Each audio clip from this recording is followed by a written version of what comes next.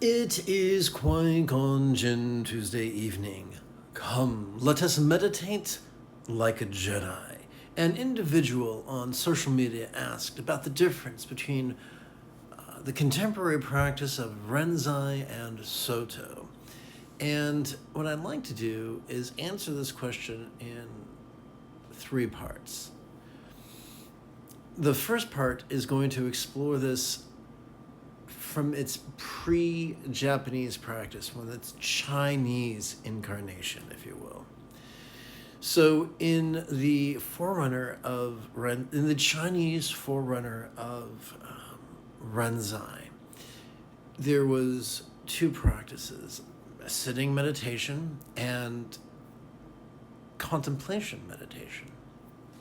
Contemplation meditation, in the way it was practiced, has 2 subdivisions. Either one is straightforward, you are playing with a contemplation to strengthen your wisdom of letting go. Or there's another way of doing it, which is that there is no answer, it's nonsensical, and you're just trying to exhaust your brain. Either one of those, either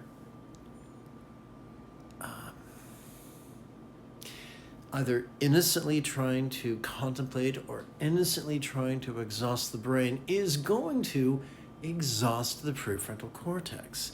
The danger of doing that is that the exhaustion of our prefrontal cortex triggers our amygdala. Our amygdala is the seat of anxiety and aggression. Now, when we look at the 7 enlightenment factors, the 4th one is joy, and the 5th one is tranquility. Those things do not come from anxiety and aggression. Now, we have to be honest with ourselves. If we go to a meditation center and the head teacher is cranky and the students are cranky, then you can probably guess that if you do what they're doing, you'll probably grow in crankiness too. So if that's the case, if you have worked with a method and it's increased your anxiety or your aggression, then move on to a different method. This brings us to just sitting. I'm going to mispronounce this. I'm not a Chinese scholar. The Chinese precursor of Japanese Soto, I think it's pronounced cow dung. Once again, I apologize for the pronunciation, but basically is when it's practiced the best possible way. As you sit down, and as you breathe in, you're vulnerable to the present moment. You're vulnerable to whatever cartwheels across your mind. As you breathe in, you notice vulnerably, passively, viscerally, randomly, and fleetingly.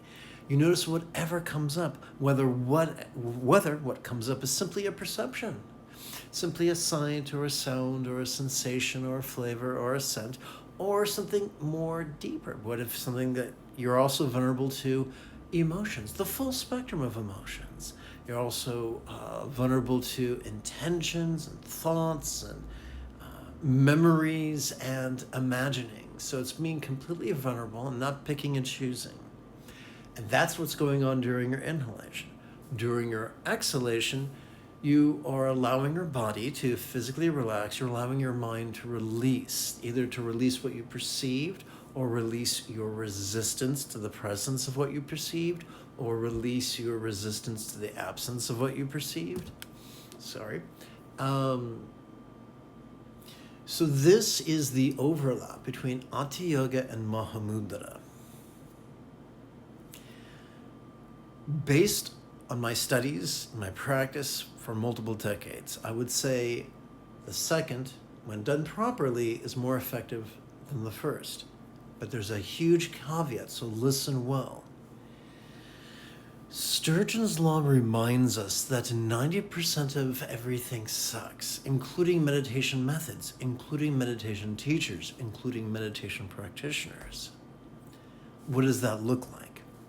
The suckiness of which we speak is rigidity, being rigid, fearful, superstitious, controlling, elitist, cryptic, competitive, and cruel.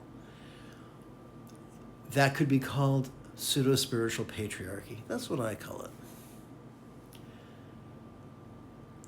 In every organization, wherever there are humans, whether the organization is secular or spiritual or professional or recreational, the majority of people are going to be stuck in that mindset.